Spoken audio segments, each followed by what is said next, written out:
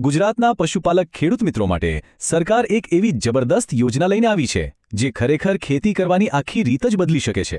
આ વાત છે પાવરથી ચાલતા ચાફ કટર પર મળતી સબસિડી વિશે। તો ચાલો આજે આની એક વિગતને એકદમ સરળ ભાષામાં સમજી લઈએ। જે લોકો પશુપાલન સાથે જોડાયેલા છે એમને આ સવાલનો જવાબ બહુ સારી રીતે ખબર હશે। રોજ સવારે ઉઠીને પશુઓ માટે ઘાસચારો કાપવાનો, એમાં કેટલી બધી મહેનત અને કેટલો બધો સમય જાય છે, ખરું ને? આ તો જાણે રોજની જ એક મોટી મથામણ છે જે ક્યારેય પૂરી જ નથી થતી। પણ વિચાર કરો કે જો આ કલાકોનું કામ મિનિટોમાં પતી જાય તો? જી હા, એના માટે ટેકનોલોજી તો છે જ, અને એ ટેકનોલોજી દરેક ખેડૂતના ઘર સુધી પહોંચે એના માટે સરકારની આર્થિક મદદ પણ તૈયાર છે।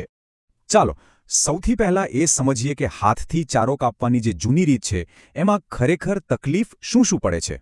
અહીંયા વાત ખાલી સમય અને મહેનતની નથી। જુઓ, જ્યારે હાથથી ઘાસચારો કપાય ત્યારે એના ટુકડા કોઈ નાના થાય, કોઈ મોટા થાય। હવે મોટા ટુકડા પશુઓ બરાબર ખાઈ ન શકે, એટલે ઘણો ચારો તો બગડી જાય, અને જે ખાય એ પણ બરાબર પચે નહીં। આ બધાની સીધી અસર પશુના આરોગ્ય અને છેવટે તો દૂધના ઉત્પાદન પર પડે છે। તો આ રોજની માથાકૂટનો આધુનિક ઉપાય શું છે? ચાલો એના પર એક નજર નાખીએ। આવર ડ્રિવન ચાફ કટર આ એક એવું મશીન છે જે વીજળી કે એન્જિનથી ચાલે છે અને ગમે તેવો સૂકો કે લીલો ચારો હોય એને એકદમ ઝીણા અને એક સરખા ટુકડાઓમાં કાપી નાખે છે। આનાથી ફાયદો એ થાય કે પશુઓ એને આરામથી ખાઈ શકે છે અને પચાવી પણ શકે છે।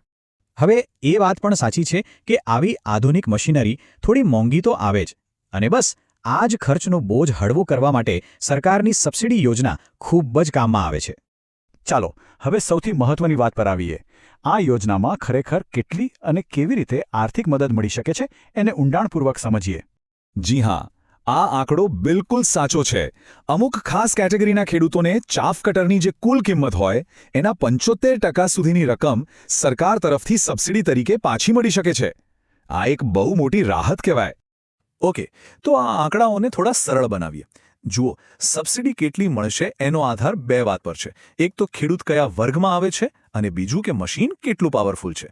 દાખલા તરીકે જે સામાન્ય વર્ગના ડેરી ખેડૂતો છે જેમની પાસે ઓછામાં ઓછા 5 પશુઓ છે એમને સીધા 75% સુધીની સહાય મળે છે, એટલે કે વધુમાં વધુ 18,000 રૂપિયા। અને હા, અનુસૂચિત જાતિ, જનજાતિ, નાના સીમાંત ખેડૂતો કે પછી મહિલા ખેડૂતો માટે 50% સબસિડી છે। આમાં પણ જો મશીન નાનું હોય એટલે કે 3 હોર્સ પાવરથી ઓછું તો 20,000 સુધી, અને મોટું હોય તો 28,000 રૂપિયા સુધીની મદદ મળી શકે છે। એટલે દરેક માટે કંઈક ને કંઈક ફાયદો છે જ। તો હવે સવાલ એ થાય કે આ યોજનાનો લાભ કોને કોને મળી શકે? ચાલો એની પાત્રતા માટેની જે શરતો છે એ જોઈ લઈએ।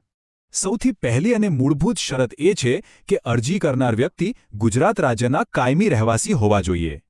બીજી જરૂરી વાત, અરજદારના નામે ખેતીની જમીન હોવી જ જોઈએ। એના પુરાવા તરીકે જમીનના 7/12 અને 8 ઉતારા જેવા ડોક્યુમેન્ટ્સ આપવા પડશે। અને હા, ખાસ કરીને જે ડેરીવાળી યોજનાઓ છે એનો લાભ લેવા માટે અરજદાર પાસે ઓછામાં ઓછા 5 પશુઓ હોવા ફરજિયાત છે। ચાલો હવે સૌથી કામની વાત પર આવીએ। અરજી કરવાની કેવી રીતે? સારી વાત એ છે કે નવા આઈ ખેડૂત 2.0 પોર્ટલને લીધે આ આખી પ્રોસેસ હવે એકદમ સહેલી થઈ ગઈ છે। ઓનલાઈન ફોર્મ ભરવા બેસતા પહેલા આ બધા કાગળો હાથવગા રાખવા, આધાર કાર્ડ, 7/12નો ઉતારો, બેંક પાસબુક, રેશન કાર્ડ, અને જો લાગુ પડતું હોય તો જાતિનું સર્ટિફિકેટ, આ બધું તૈયાર હશે તો અરજી ફટાફટ થઈ જશે। પ્રોસેસ એકદમ સિમ્પલ છે। આઈ ખેડૂત પોર્ટલ પર જાઓ, મોબાઈલ નંબરથી રજીસ્ટર કરો, લોગિન કરીને યોજનાઓમાં જાઓ, ત્યાં પશુપાલન કે ખેતીવાડી વિભાગ પસંદ કરીને ચાફ કટર યોજના શોધો અને અરજી કરો પર ક્લિક કરી દો। બસ પછી ઓનલાઈન ફોર્મ ભરીને સબમિટ કરી દેવાનું। અહીં એક વાત ખાસ યાદ રાખવા જેવી છે, અરજી ઓનલાઈન મંજૂર થાય એ પછી જ મશીન ખરીદવાનું છે, અને એ ખરીદી પણ ગમે ત્યાંથી નહીં, પણ સરકારે જે વેપારીઓને મંજૂરી આપી હોય એમની પાસેથી જ કરવાની રહેશે, તો જ સબસિડીનો લાભ મળશે। તો આ બધી મહેનત પછી ખેડૂતના ખેતર અને એમના જીવન પર આનો ખરેખરો ફાયદો શું થાય છે એ જાણવું સૌથી અગત્યનું છે। આને જુઓ, આ જ છે આખી વાતનો સાર। રોજની મહેનત ઘટે, સમય બચે, ઘાસચારાનો બગાડ અટકે, પશુઓ તંદુરસ્ત રહે, અને સૌથી મોટી વાત, દૂધ ઉત્પાદન વધે એટલે આવક પણ વધે। આ યોજના ખરેખર આધુનિક ટેકનોલોજીને દરેક ખેડૂત માટે પોસાય એવી બનાવે છે। આ યોજનાનો હેતુ ખાલી એક મશીન આપવાનો નથી, પણ ખેડૂતોને આત્મનિર્ભર અને સશક્ત બનાવવાનો છે, જેથી તેઓ એક વધુ નફાકારક અને મજબૂત ભવિષ્ય તરફ આગળ વધી શકે। તો આ બધી માહિતી પછી હવે વિચાર એ કરવાનો છે કે શું પોતાના ફાર્મને પણ આધુનિક ટેકનોલોજીથી જોડીને વધુ સ્માર્ટ અને